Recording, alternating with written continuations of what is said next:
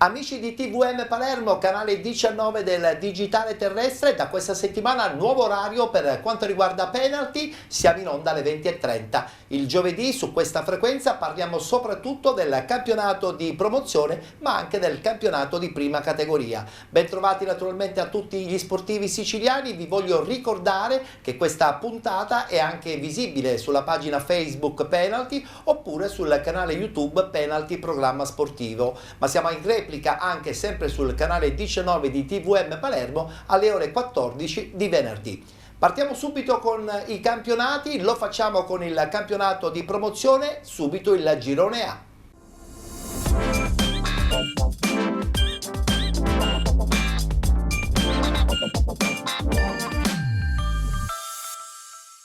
Si è giocata la 13ª giornata di andata, eccola qui la schermata dei risultati. Cus Palermo batte 90-011 Bagheria 1-0, Aspra Bagheria Calcio 0-0, Renzo Piccolo batte Sport Palermo 3-1, Alcamo 1928 Regina Mundi 1-1, Montelepre batte Borgetto Giardinello 2-1, Fulgatore batte Valderice Calcio 3-1 ed infine Margheritese 2018 che vince in casa del Mazzara per 1-0. Proprio nell'ultima giornata del girone di andata, cambio al vertice, dopo il Bagheria Calcio, adesso a comandare questo girone A del campionato di promozione è la squadra del Montelepre. Al primo posto con 31 punti, con 30 Bagheria Calcio, 27 Regina Mundi, 22 punti Cus Palermo, con 19 Aspra ed Alcamo 1928, 18 punti per il Fulgatore con la Margheritese 2018, 16 punti Sport Palermo, con 15 Borgetto Giardinello. 12 punti 90-011 Bagheria, con 10 Mazzara, con 9 punti Renzo Piccolo, chiude la classifica il Valderice Calcio con 6 punti. Dopo il girone A, adesso è la volta del girone B.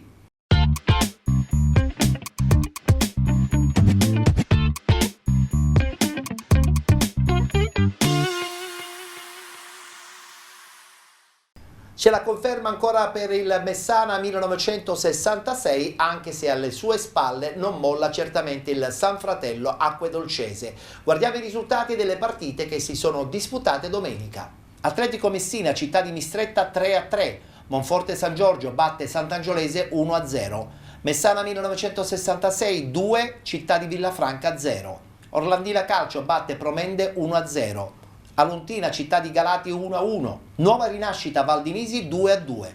Chiudiamo il tabellino con il San Fratello Acquedolcese che vince 7-1 in casa del Sant'Alessio. E come abbiamo detto poc'anzi, conferma per quanto riguarda il Messana 1966, al primo posto con 35 punti, 32 San Fratello Acquedolcese, 25 Città di Mistretta con 24 Monforte San Giorgio, 22 punti Orlandina Calcio con 21 Città di Villafranca, 20 punti per Valdinisi Calcio e Promende Calcio, 19 Sant'Angiolese, 12 punti Atletico Messina, 10 Città di Galati ed infine 9 punti per la Nuova Rinascita, 5 per la Luntina ed il Sant'Alessio che chiude la classifica con 2 punti.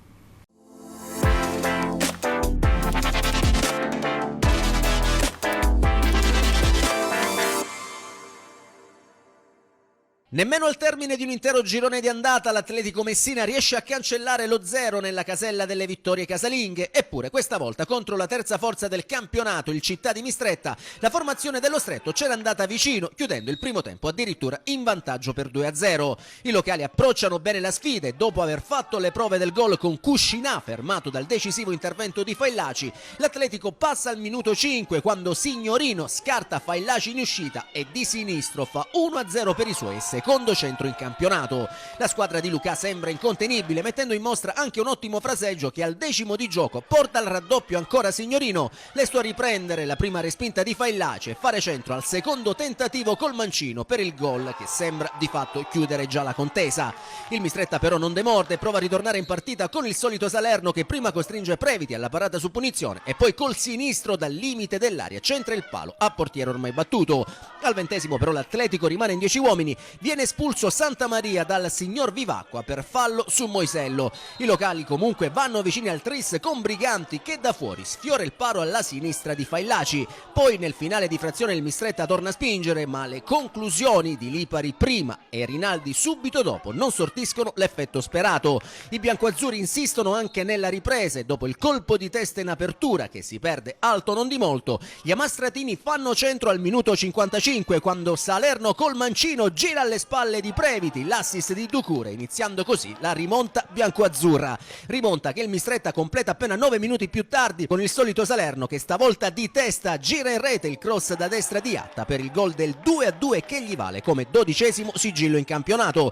Al 72esimo però l'Atletico rimane 9 uomini, espulso anche il capitano Cappello, ma nonostante ciò i locali si riportano in vantaggio dalla punizione successiva grazie a Gulletta che anticipa tutti e di testa mette in rete il cross di Briganti per il gol che vale il 3-2 per i suoi.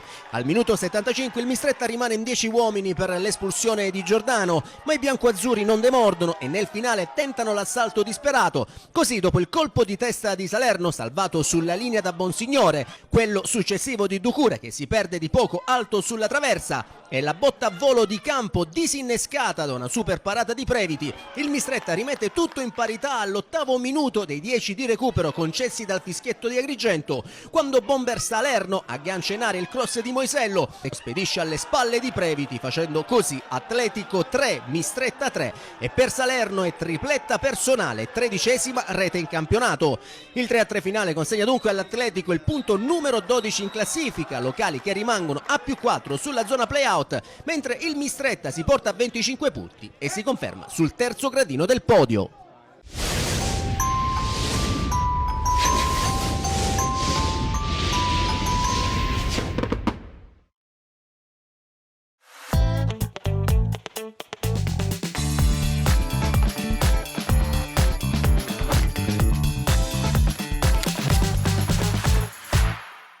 Ultima fatica nel girone d'andata per il campionato di promozione, siamo alle Terreforti per la 13ª giornata del girone B che vede la sfida tra Città di Villafranca e Messana, un match per le zone nobili di classifica visto che da una parte i padroni di casa sono reduci dal 3-0 il KO contro la Promente e puntano a riscattarsi dopo il 5° posto in classifica. Sul fronte opposto invece la capolista cerca ancora di mantenere l'imbattibilità e perché no cercare di aumentare il vantaggio sul San Fratello Acquedolcese. Vediamo allora le scelte di mister Cosimini per affrontare questa partita. In porta c'è Ferrara, a seguire Bonasera Giosuè, Fragapane, Gargiulo, Tricamo, Misiti, Ventra, Ferraù, Barbera, Rizzo e Giuseppe Bonasera. Si parte e dopo 13 minuti il primo squillo è locale, a sinistra Romeo serve Jacubu che lascia lì l'avversario, riesce a passare, la mette per il compagno di reparto Malan che all'ingresso in area viene toccato così da Bonasera. Calcio di punizione tra le lievi proteste dei biancoverdi. Al 31esimo ancora Romeo protagonista a sinistra, stavolta riceve, prova ad affondare, alla fine vede lo spazio, effettua la conclusione e colpisce il palo esterno. Città di Villafranca pericoloso con Nico Romeo. Dall'altra parte siamo al 38esimo, Ogbonda allontana così il pallone sui piedi di Ferraù che la tocca su Gargiulo, l'appoggia a destra, Peppe Rizzo esplode la conclusione, la mette all'incrocio dei pali, fa 0-1 la Messana, sblocca il risultato al Terreforti, terzo gol in 3 partite per Peppe Rizzo. Dall'arrivo in giallo-rosso rivediamo a rallenti questa conclusione letteralmente imparabile. Al 41esimo però si fa male Simone Gazzetta, costretto a uscire al suo posto la vecchia, il calciatore bianco-verde. Un augurio di pronta guarigione. Minuto 48, approfitta del momento la Messana, sbanda il Città di Villafranca, punizione di Ferraù, letta male dall'estremo difensore Taranto, arriva così il gol dello 0-2, proprio una rete che taglia le gambe. A fine primo tempo la Messana conduce di 2 reti, al Terreforti decidono i gol realizzati prima da Rizzo e poi da Ferraù. Possiamo partire allora con il film della ripresa. Al Terreforti non ci sono cambi né da una parte né dall'altra, le emozioni ripartono dal 56esimo e Malan, servito da Marco Libero, a cercare una conclusione centrale tra le braccia del portiere Ferrara. Minuto 64, ancora biancoverdi con il lancio di Costa, tentativo di sponda da parte di Malan, arriva Ruggeri, il nuovo entrato con il tentativo di sombrero in area, parata ancora di Ferrara. 66esimo, entra Ardiri per Misiti, 76esimo tocca a Russo rosso per Barbera, l'ultimo cambio al minuto 85. Fuori Ferraù, dentro Viscuso. Di lì a poco finisce anche il match del Terreforti, Città di Villafranca 0, Messana 2. La formazione giallorossa è campione d'inverno nel girone B di promozione e adesso per chiudere il 2024 ancora 2 gare, andata e ritorno di Coppa Italia. È tutto allora, un cordiale saluto e come sempre alla prossima.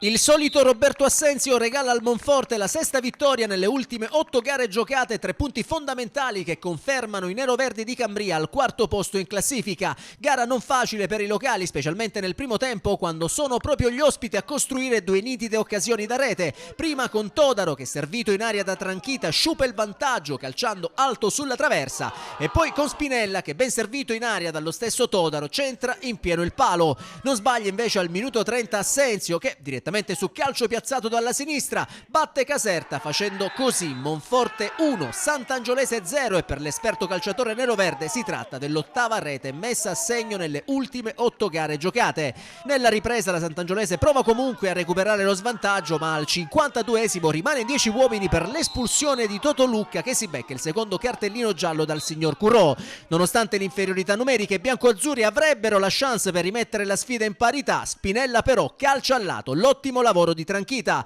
Poi il Monforte inizia a spingere, in più occasioni sfiora il raddoppio. Al 61esimo con Trimboli che trova i riflessi di Caserta e la difesa che riesce ad allontanare. 10 minuti dopo con la Spada che da fuori costringe il portiere agli straordinari e sulla ribattuta Cannistraci sciupa il tapin ravvicinato. Al minuto 76 con Assenzio, il cui mancino centra il palo alla destra dell'estremo biancoazzurro, e all'87esimo con Bartuccio che da posizione favorevole trova ancora un super Caserta a negargli la gioia del gol. Con questo successo il quarto casalingo, settimo complessivo del campionato, il Monforte sale in classifica a quota 24 punti e si porta a -1 dal Mistretta terzo, mentre la Sant'Angiolese, che viene stoppata dopo 3 risultati utili, rimane ferma a 19 punti.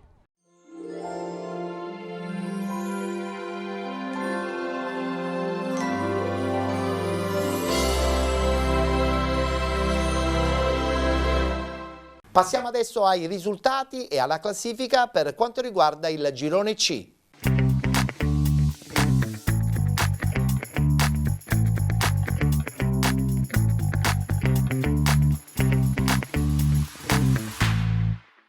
Vincono entrambe le 2 squadre che sono nella zona alta della classifica. Vittoria dunque per il Giarre Calcio, ma vittoria pure anche per il Camarat 1972. Guardiamo il tabellino dei risultati. Santa Domenica Vittoria batte Santa Venerina 2-1. Giarre Calcio batte San Pietro Calcio 2-0. Villarosa San Sebastiano batte Belpasso 2014 2-0. Aragona Calcio batte Gemini Calcio 2-1. Camarat 1972 batte Casteltermini 4-0. RSC Riposto batte Serra di Falco 2-1. Ha riposato il Nicosia. Giarre Calcio campione d'inverno al primo posto con 29 punti, con 27 Camarat 1972, con 23 Aragona Calcio, 19 punti Nicosia, con 18 Santa Domenica Vittoria, 17 punti Villarosa San Sebastiano, con 16 Gemini Calcio, 15 punti Belpasso 2014, con 14 il Casteltermini. Serra di Falco e Santa Venerina 12 punti, con 11 RSC Riposto, ultimo in classifica il San Pietro Calcio con 1 punto.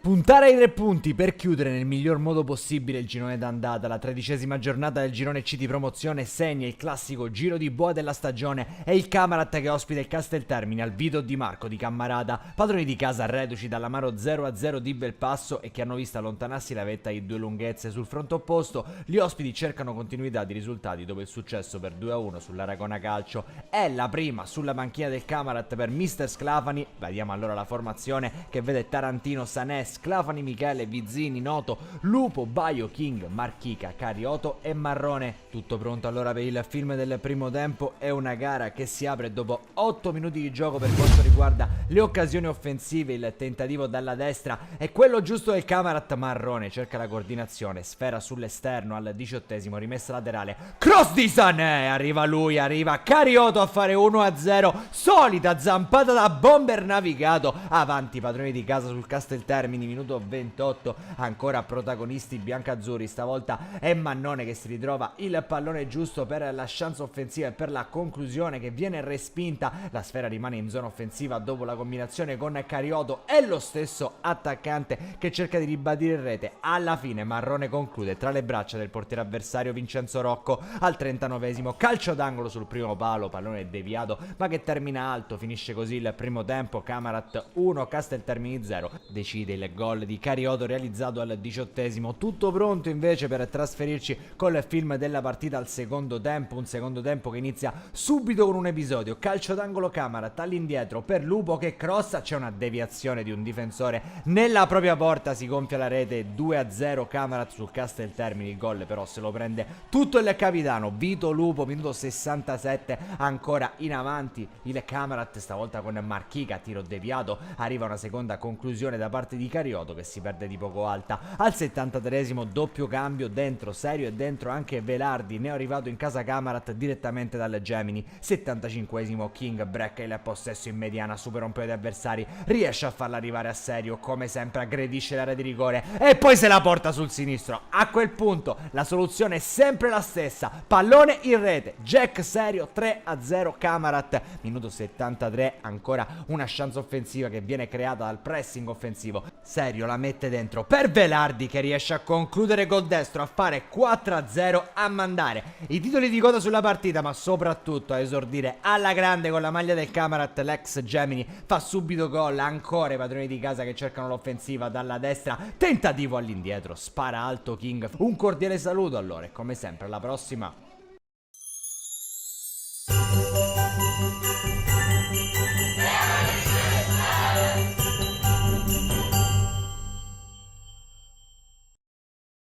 E adesso chiudiamo il tabellino del campionato di promozione presentando il girone D.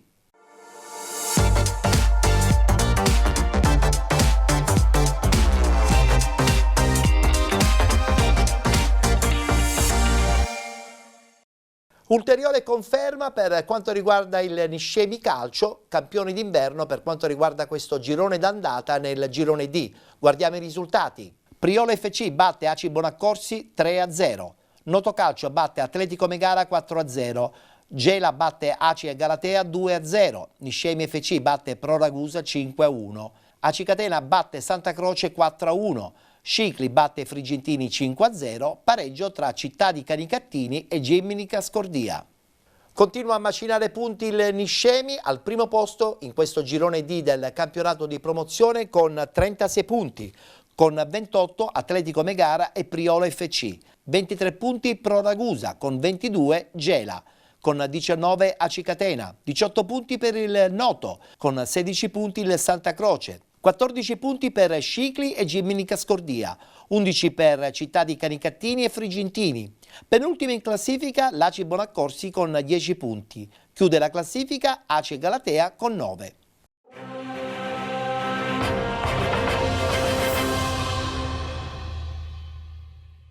La partita è iniziata proprio in questo momento. Nel frattempo c'è questo tiro che pizzica la traversa, prima occasione da parte del Pro Ragusa. Si gioca ancora con pallone in mezzo da parte di Tomaini e c'è il gol del vantaggio! Il Niscemi è passato in vantaggio e Balba a portare in vantaggio il Niscemi! Il gol messo a segno da Balba quando siamo giunti al 39esimo minuto di gioco. Oh! Mamma Giulio! Nemmeno dopo un minuto della ripresa arriva il gol del 2-0 del Niscemi ed è stato un gol che porta la firma del francese che è partito dalla tre quarti del Pro Ragusa. Occhio però che qui c'è un errore di Balba, Pro Ragusa che si può ripresentare in avanti, pallone che viene filtrato, Guastella e c'è il gol di Guastella, arriva il gol di Guastella al terzo minuto, quasi quarto minuto di gioco, accorcia le distanze il Pro Ragusa. Volli che effettua la rimessa laterale con le mani, calcio di rigore, arriva il calcio di rigore. È mano larga da parte del giocatore, sembra il numero 2. Amagia contro Cavone, sta per partire l'argentino, parte Amagia e c'è il gol! Aveva toccato il pallone Cavone, ma Amagia è riuscito ugualmente con questo tiro di potenza centrale a realizzare il gol del 3-1 del Niscedi. Seguiamo Piero Tomaino, è probabile che tira in porta, il tiro da oltre 35 metri. Per poco veramente non rischiava di mettere in difficoltà Cavone. Tomaino veramente mette alle prove anche le mie corde vocali con questi tiri alla distanza. Mamadou Dio, ancora il Niscemi avanti, Dio, il tiro di Dio e poi Wally e c'è il gol di Wally a Rafa, 4-1, il gol di Wally che festeggia il gol che vale il poker al 29esimo della ripresa. Occhio a questa punizione, gol di Napolitano, 5-1, il gol da parte di Napolitano, anzi Tomaselli, mi correggo, gol di Tomaselli, il direttore di gara fa segno che può finire qui.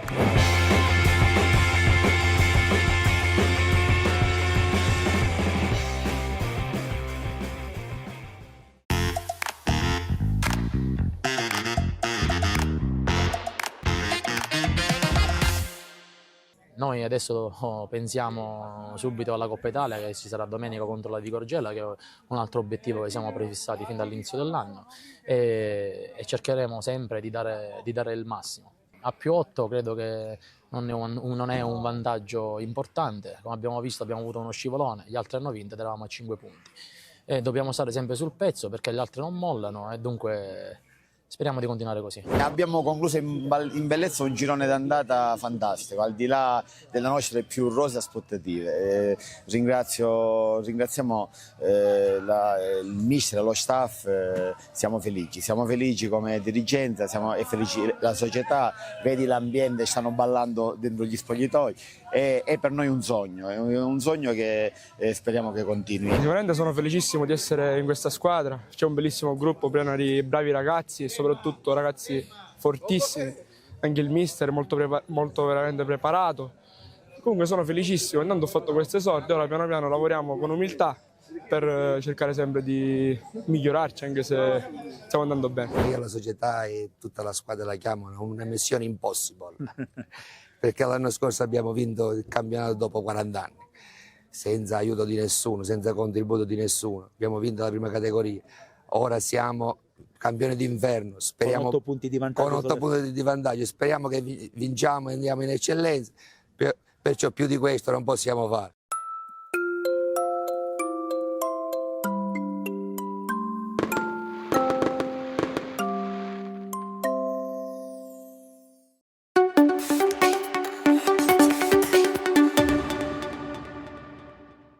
L'Aci Bonaccorsi gira la boa con 0 punti sul conto. Al Comunale passa alla terza in classifica il Priolo e l'andata per i giallo-verdi, oggi in maglia blu, rischia di chiudersi da fanalino di coda del gruppo D di promozione. Il tutto una settimana dopo il buon pari con vantaggio per primo a Via Grande di fronte all'Aci Catena. Vigilia di gara caratterizzata da 2 nuove di mercato comunque non titolari dall'inizio.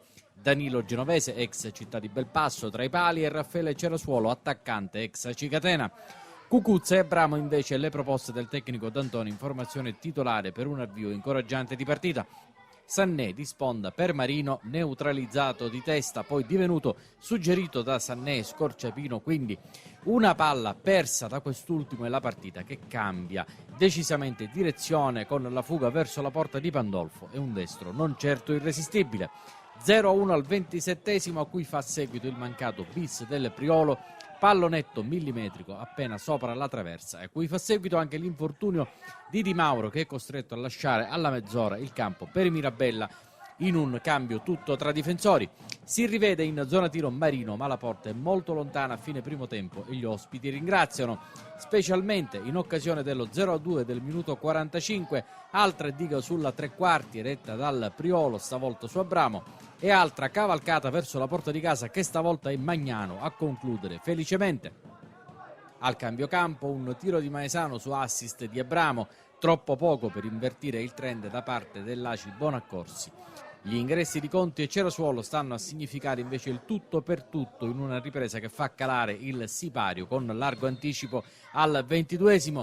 Giardina trasforma in maniera impeccabile un calcio di punizione e sigla il definitivo 0-3.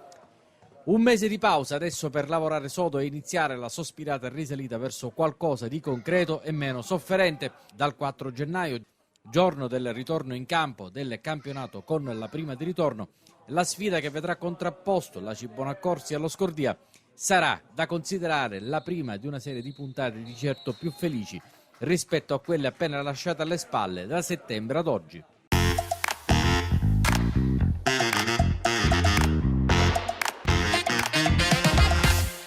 Mister Porchi ha 3 punti pesanti nel campo di Aci Bonaccorsi, è andato tutto bene a voi, un po' male per i gialloverdi. A questo punto il campionato per voi indubbiamente riveste una situazione diversa rispetto a un paio di settimane fa. Ma sì, io devo fare i complimenti ai ragazzi. Oggi, con la vittoria di oggi, abbiamo superato il record dei punti dell'anno scorso nel girone d'andata, perciò ho dato merito a questi ragazzi il lavoro incredibile che hanno fatto.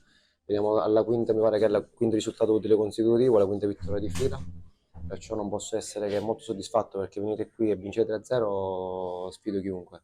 L'Aci Bonaccorsi fino adesso in casa ha fatto punti importanti. Abbiamo provato la settimana su questo, abbiamo cambiato anche modulo oggi in vista di questa partita. Non posso che essere fiero dei miei ragazzi. Una squadra giovane a dimostrazione che insomma il vostro progetto continua e prosegue su questa linea. Ma sì, se abbiamo finito la partita mi pare con 6 under in campo, il nostro progetto rimane quello. Abbiamo molti giovani, i nostri grandi poi sono 2002, 2003, 2001, cioè sono grandi relativi. Penso che la società, senza essere presuntuoso, in tutta la Sicilia le società come la nostra che fanno questa tipologia di lavoro ce n'è veramente poco. Siamo primi nel campionato juniores a punteggio pieno, siamo primi nel campionato allievi a punteggio pieno.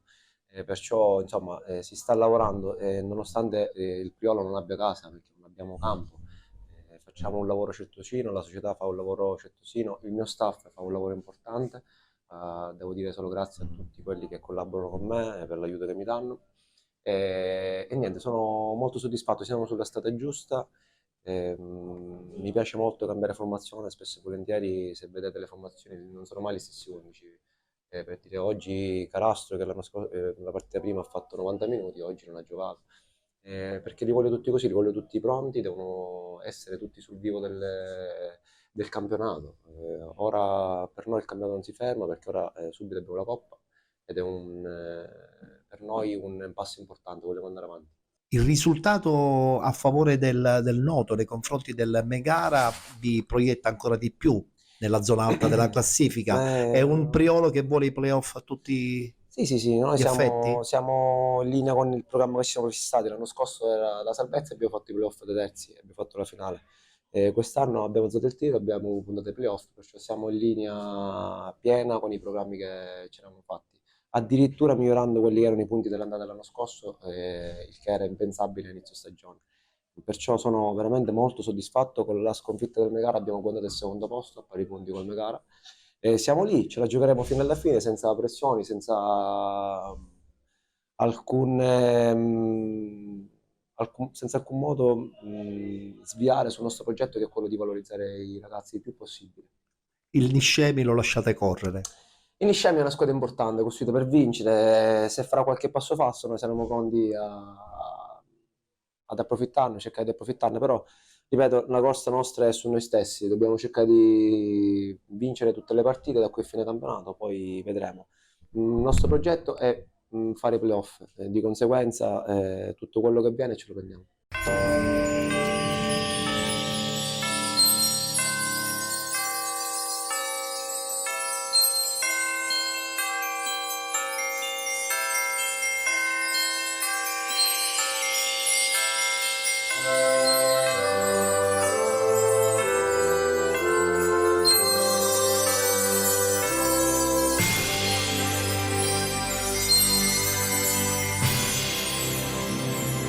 Ho ho ho! Merry Christmas! Dopo lo spazio dedicato al campionato di promozione si volta pagina perché adesso parliamo di prima categoria, lo facciamo con i risultati, le classifiche e le immagini di questa domenica.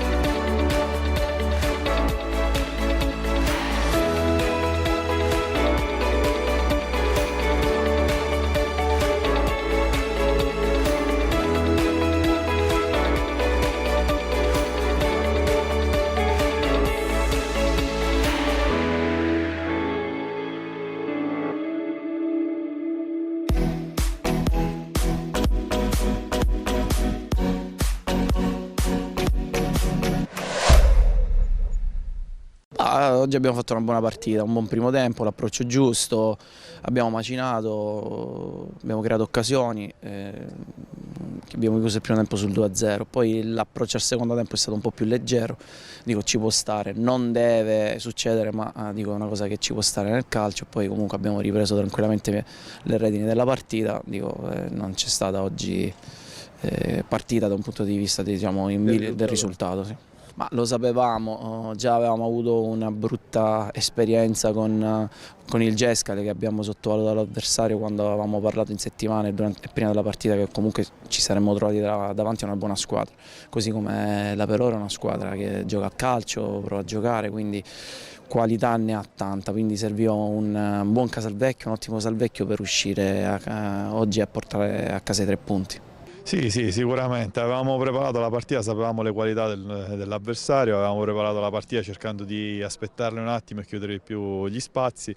Poi purtroppo sono stati bravi con quella giocata lì a sinistra e hanno creato l'1-0 e giustamente da lì in avanti poi hanno trovato pure il secondo, da lì in avanti abbiamo dovuto rischiare qualcosina e devo dire che la squadra ha risposto. Abbiamo avuto una ripresa abbastanza positiva, un buon pressing, abbiamo rischiato di essere pericolosi in qualche circostanza, poi ovviamente lasciando gli spazi viene fuori la qualità dei nostri avversari. Il Casalvecchio ha dimostrato di essere una squadra che merita quella posizione in classifica e anzi forse pure qualcosina in più.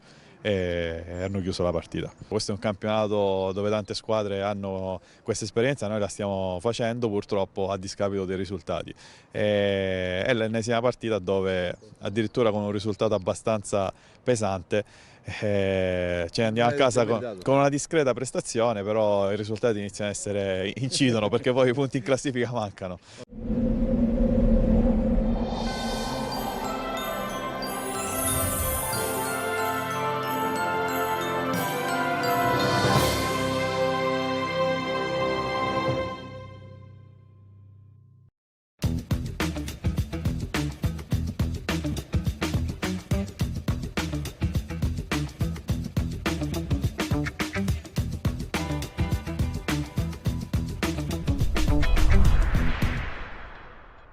Dopo un filotto di sconfitte che abbiamo fatto non avevamo altri risultati, anche perché ci alleniamo bene, prepariamo le partite bene, però per una cosa o un'altra sbagliamo e veniamo puniti. Oggi diciamo che è andata bene, ricominciamo da oggi il nostro campionato.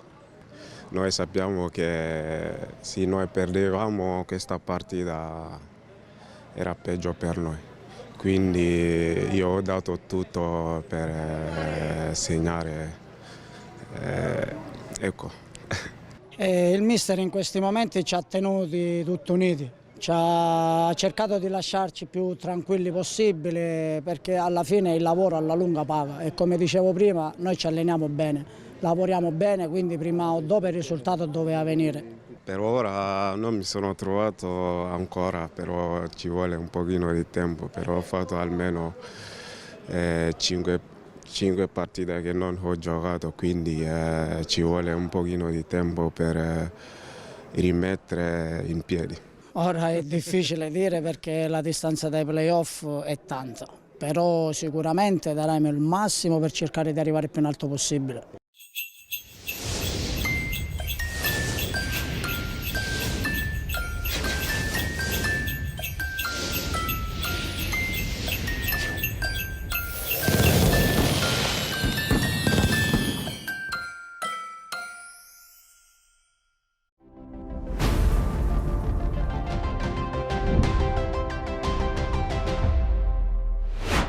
Non sarà di certo Champions League, né Serie A o Lega Pro, ma questa partita già si vive da un bel po'. Gli spalti sono gremiti e quel che si dice non è allegoria. La vera essenza del calcio non conosce categoria.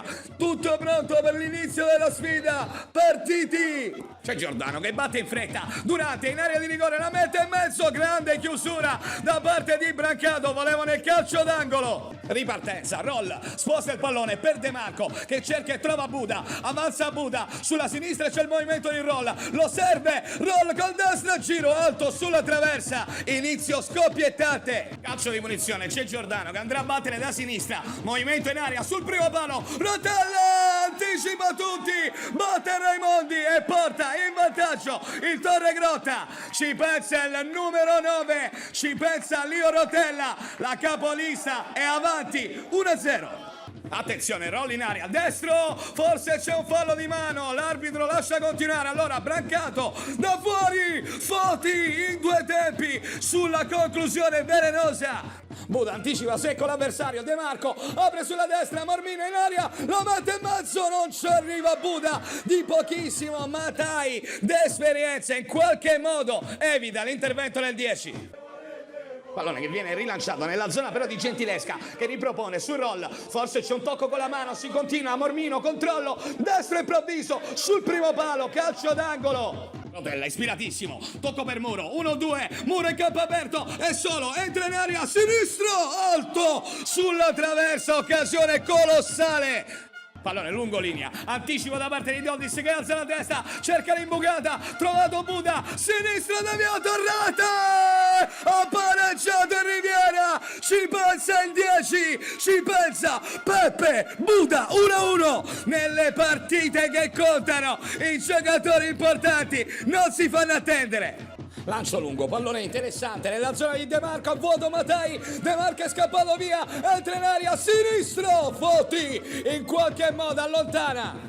Tanto Gentilesca gestisce il pallone, vede il movimento di Buda che è tutto solo, riceve il pallone, salta Foti, col sombrero, in aria, va giù, calcio di rigore, atterrato in aria da Ferlazzo, non ci sono stati dubbi per il direttore di gara, Buda ancora una volta è il fattore del match. Tutto pronto per il calcio di rigore, rincorsa breve, De Marco, sinistro, battuto Foti, ribaltato il risultato, il Riviera Nord è in vantaggio, 2-1. Quello che sentite è il popolo biancorosso, glaciale dagli 11 metri, non sbaglia. rimessa laterale, battuta lunga, c'è il colpo di destra di Gentilesca, il pallone rimane lì, occhio alla conclusione che diventa un assist per Cariolo che non trova la porta da pochi passi. Sempre Cariolo, attivissimo, tocca il pallone per Rotella che apre sulla sinistra, sguarda in mezzo, vediamo che il pallone arriva sul secondo palo, Cariolo non ci arriva di pochissimo. De Marco parte in contropiede, poi rallenta, aspetta l'arrivo di Mormino sulla destra, eccolo arrivato, Mormino riceve il pallone, la mette in mezzo Di Vincenzo, quasi di tacco, non arriva all'appuntamento col pallone. Tanto passaggio corto, altra disattenzione da parte di Giordano, recupera il pallone in qualche modo Gentilesca, alza la testa, tocco centrale De Marco, alto sulla traversa. E proprio in questo istante è finita, il Riviera Nord batte la capolista Torregrotta 2-1 e con una partita in meno adesso attacca il vertice del campionato. È stata una partita magnifica, ribaltato il risultato nel primo tempo dai giocatori biancorossi che adesso festeggiano questa vittoria importantissima. È tutto amici, alla prossima!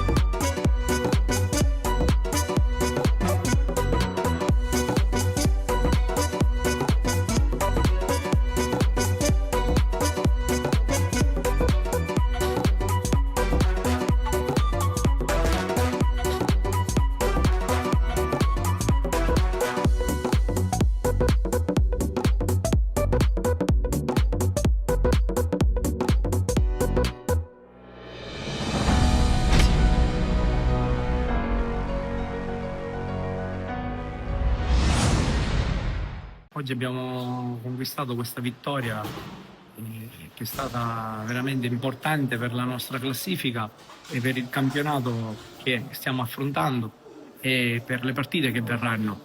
Abbiamo affrontato il Città di Torino, una squadra veramente di tutto rispetto, dobbiamo fare i complimenti a tutta la società e alla squadra del Torino perché hanno impressionato tanto qui al Valentino Mazzola. Però dal canto nostro i ragazzi del Campanarazzo sono stati straordinari e hanno meritato questa partita.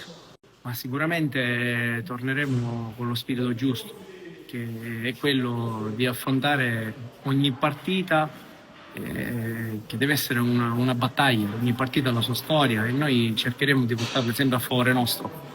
Nel frattempo recupereremo qualche ragazzo infortunato che aiuterà questo contesto a crescere e a fare bene.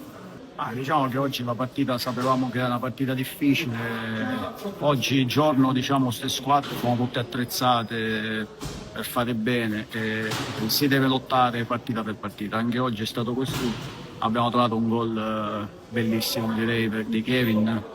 L'abbiamo sbloccata, poi noi siamo bravi a chiuderci, non è facile le squadre avversarie sfondare quando siamo ben chiusi e ben coperti, quindi alla fine il risultato è stato a nostro favore. Diciamo che il nostro obiettivo rimane sempre quello della salvezza, dobbiamo fare almeno altrettanti punti di quelli ottenuti al giorno di andata, quindi penso che a 30 punti possiamo anche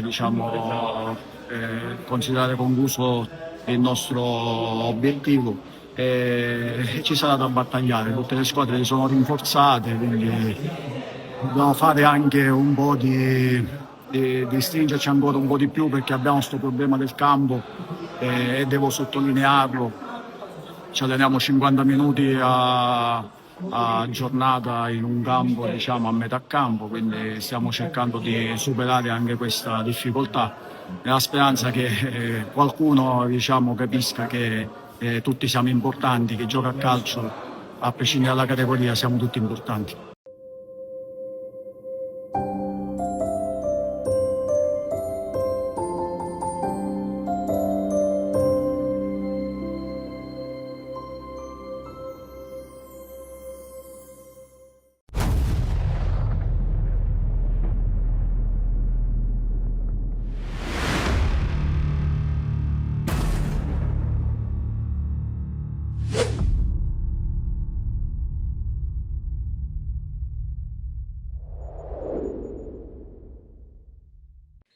Un ritorno alla vittoria che conferma il terzo posto ufficiale proprio in chiusura di girone d'andata. Il Città di Belpasso supera nello scontro diretto in zona playoff l'ottimo Atletico Biancavilla, avversario di spessore, e si è visto ieri al Nuccio Marino. Adesso i punti sono 19 per il CDB, prima della lunga pausa del campionato di prima categoria che tornerà in scena dopo Capodanno.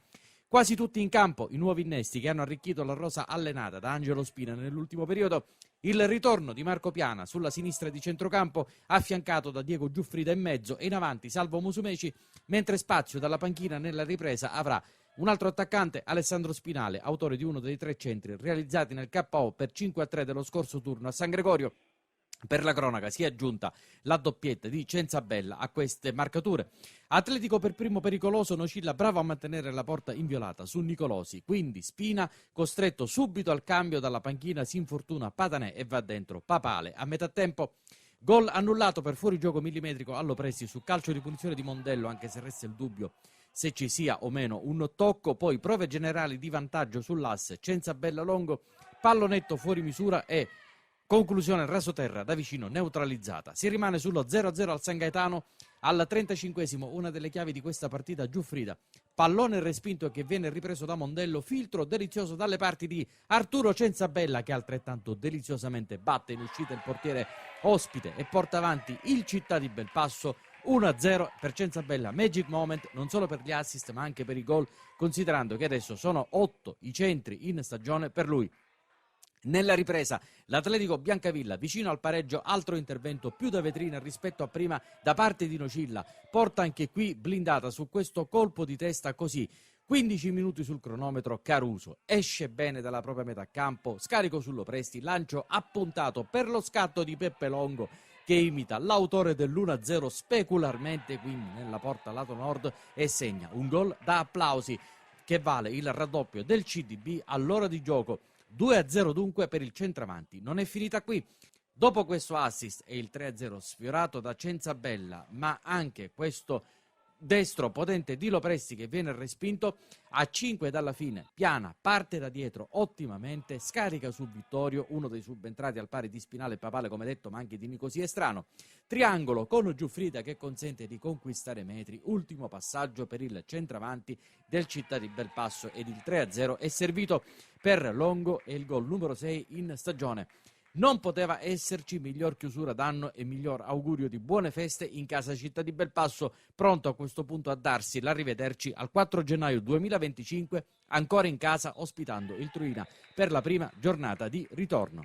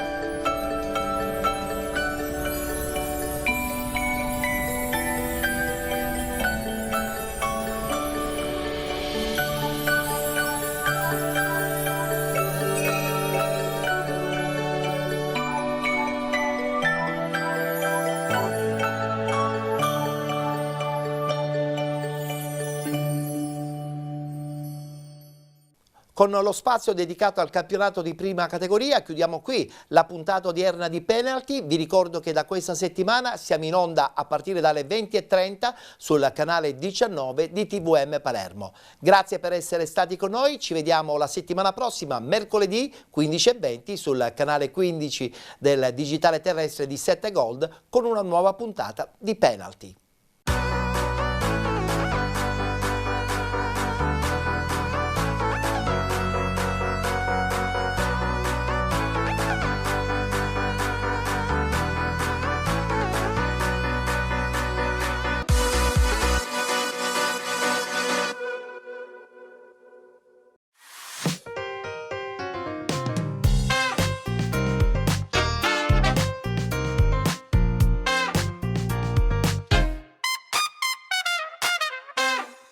Alessandro Magliasindi, diciamolo pure, il calcio moderno è quello che più in questo momento stai vivendo, però è anche vero che il calcio del passato è sempre quello che ispira probabilmente anche la tipologia del gioco moderno, un po' diverso per tanti fattori, però è anche vero che le emozioni poi alla fine sono sempre le stesse. Allora, il mio approccio al calcio è di derivazione familiare e devi sapere che mio papà Attilio, che purtroppo non c'è più, era un grande tifoso della Juventus e ha seguito le gesta di Pietro Anastasi insomma nella fase più luminosa della sua carriera, e me lo ha spesso citato come esempio di giocatore esemplare, giocatore oltre che bravo, con una personalità spiccata, con una determinazione, quindi mi è molto rimasto dentro questo ricordo, pur non avendolo vissuto direttamente, perché io sono del 71, quindi quando sono nato Anastasi era nel pieno della sua carriera, aveva appena vinto gli europei con la nazionale e stava appunto cavalcando questa carriera che poi è stata veramente prestigiosa. Diciamo che quelle gesta magari oggi si vedono meno raramente, perché bandiere nel calcio ce n'è sempre di meno. L'ultima forse è stata Totti e precedentemente Del Piero. Per il resto insomma è un calcio troppo venduto al business, dove brucia le emozioni a una velocità insostenibile e non lascia neanche quella traccia di emozione che invece dovrebbe essere l'essenza dello sport e del calcio in particolare. Quindi è bene coltivare questi ricordi, le gesta di questi campioni, perché possono essere d'esempio, come mio padre è stato per me, io lo sarò per mio figlio quando ancora è piccolino, quando inizierà ad appassionarsi del calcio, gli racconterò, come ha fatto mio padre con me, le gesta di Pietro Anastasi.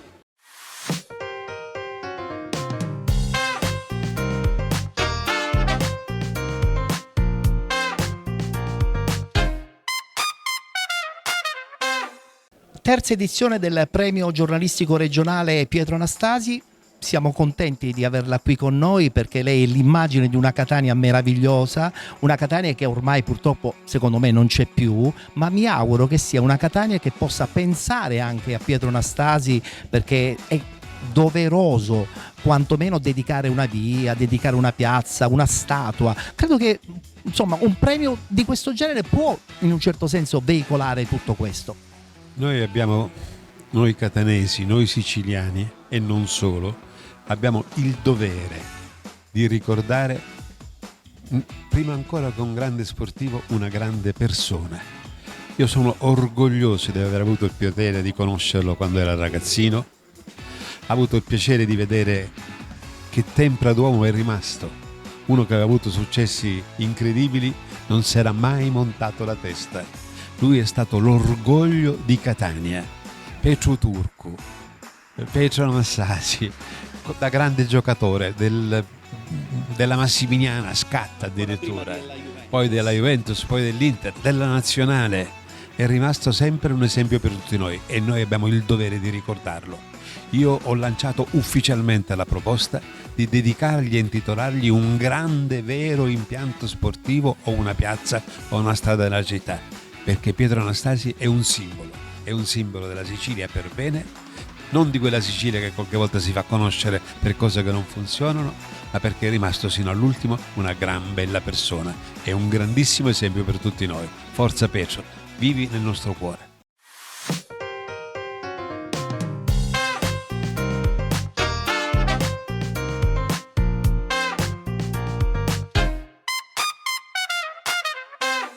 Avvocato Enzo Ingrassia, presidente di Catania Rosso-Azzurra, e quando parliamo di Rosso-Azzurra parliamo chiaramente di Catania soprattutto, e parliamo di un catanese doc che è stato il grande Pietro Anastasi. Il suo ricordo personale su quel grande personaggio che è stato l'ex centravanti azzurro? Ma io guarda, ho avuto il piacere, anche l'onore, di commemorare Pietro in un bellissimo incontro che ha fatto il Panatron di Catania, e a qualcuno è sembrato blasfemia, cioè io ho paragonato Pietro, affibbiandogli l'epiteto di grande, ai grandi uomini di Catania.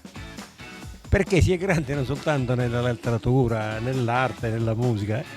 Forse è blasfemia paragonarla a Vincenzo Bellini, però se Vincenzo Bellini è stato un grande nel campo della musica, perché non dire che nel campo del calcio, sport che poi non è soltanto un pallone che rotola sul campo, è anche un fenomeno sociale, quindi il calcio valorizza la città e Pietro Anastasi, figlio di questa città, Catania è valorizzato. Ecco perché non è blasfemia se dico che Pietro Anastasi è un grande figlio di Catania. Ma la cosa che più ci spiazza... Peccato, no? No, assolutamente. Ma la cosa che più ci spiazza però è che forse Catania si è dimenticata di valorizzare questa figura. Questo è un altro tasto dolente. Sì, Catania si è dimenticato di valorizzare questa figura. Noi siamo sul campo come Catania Rossazzurra da 2 anni e abbiamo già in mente di fare qualche cosa, fare in modo che una struttura, sollecitare, perché non dipende, io sono stato amministratore tanti anni fa, adesso non dipende da noi farlo, però faremo in modo di sollecitare l'amministrazione affinché un impianto sportivo, qualcosa lo possa ricordare, perché se riteniamo che Pietro è grande, anche la città deve fare la sua parte.